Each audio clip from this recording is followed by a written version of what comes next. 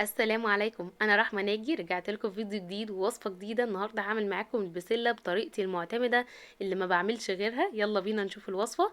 هحتاج الاول كده نص كيلو من البسله يكون متفصص، يعني هو ده نص كيلو صافي.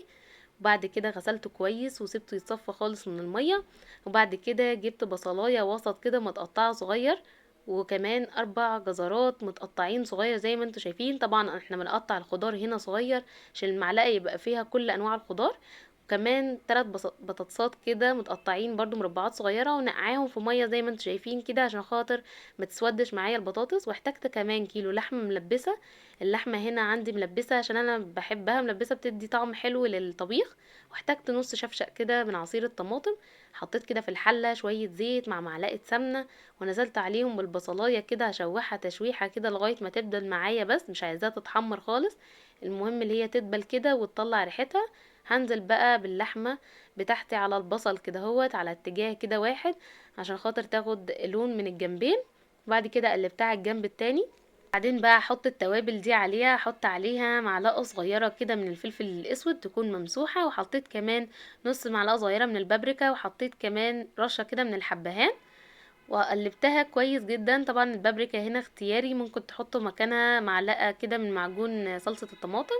قلبتها كويس جدا مع التوابل دي. اول ما اطلع ريحتها هنزل عليها على طول بالعصير الطماطم بتاعي، وهقلبها تقلبتين واسيبها تستوي على نار هاديه. واحنا طبعا مش بنملح اللحمه دلوقتي، بنملحها بعد ما تستوي عشان الملح بيأخر السوا بتاع اللحمه. انا هنا كنت كل شويه بزودها ميه عقبال ما اللحمه تستوي.